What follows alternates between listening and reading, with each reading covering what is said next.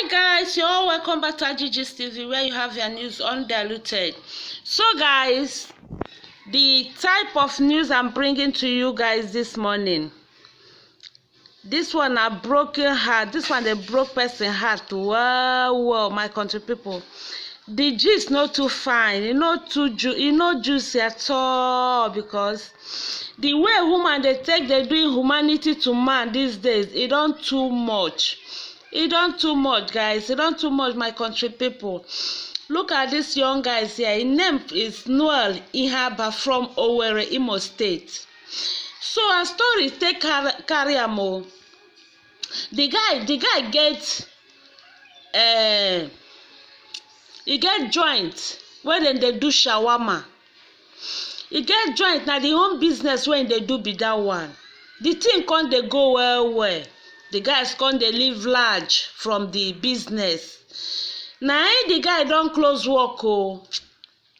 Now the guy don't close work. He can't they come back home. As he they come back home, make he come meet him family. Now he don't reach junction.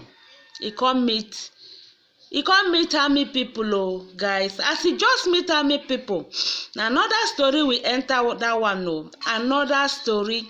Now they can't come out life from him body.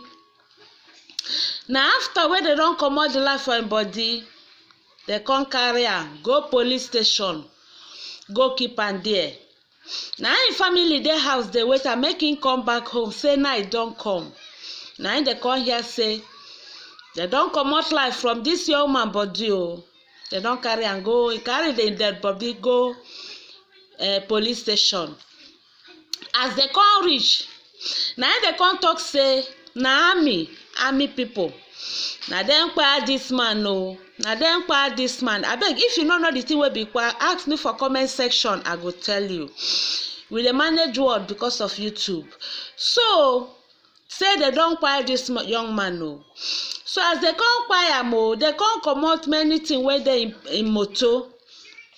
They come carry the key, carry the money, carry all the personal properties where they in motor. They come carry am. As in senior brother, wey be Felix Ihaba, come begin they make inquiry. They ask why they inquire young brother wey dey like this. They come back from work. Now in the army come talk say if I let their law as in there for junction, as they there for junction. My country people, where the law when Nigeria get, where then they take one person wey violate law where they for junction. So any junction, if you violate the law, then go comot life from your body. Nigeria don't too much. The thing where they inside, it don't too much. So now your brother come they ask that same question where all the Nigerians they ask say, where then they take comot person life if you just violate law for junction. Whether they don't tell and say make him stop, he won't go stop. But the place when they stop, it no easy for him because they make him pack small. Now they can't comot the life for him body. So now that one in lawyer can't they fight for now. The case still the police station as law as court no they hold for Nigeria again. So that one still the police station. So that one now he make him wife come begin to cry. Him wife come cry well come talk say all the people wey kpai him husband say go well for with them. He come talk many things, so even their family say then go follow benefit from what their husband do, what they do to their husband. He come talk say he no go ever forgive them for making her a widow at so early age. So my country people, now the wife also come talk say as he don't reach the police station, say his husband don't call am the time where dem dey for abeg if una hear voice na my pikin e dey play. So as he don't reach junction, he come call and say army people don't hold am. Now he come talk say wetin they want, say make him do quick they come back. The only thing wey come here be say they don't quiet am. So the place where they don't quiet am na place where they go from Olu Okigwe Expressway, Imo State, Owerri, Mbidi, those road. Now the road, Etiti, now the road where they take quiet this young man, come comot life for him body.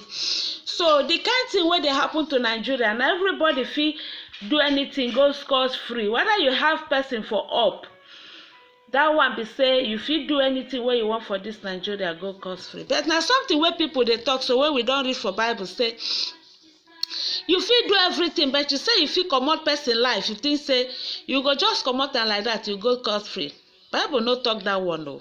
Bible come talk say if you dey kpai person with knife, say you go. So Bible come talk say if person wey kpai person from knife, him go follow knife. Person wey kpai person for any type wey you take do am, na the other person go follow the waka. So now be say make we be careful, make e no be say anything wey people dey do say dem dey do the scot free, they go scot free. You think say we fit do am go scot free? So na lie o, e no go happen like that.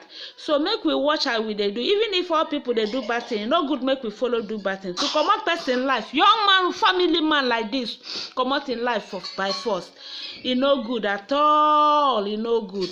Come make him children come be fatherless, him wife come be widow.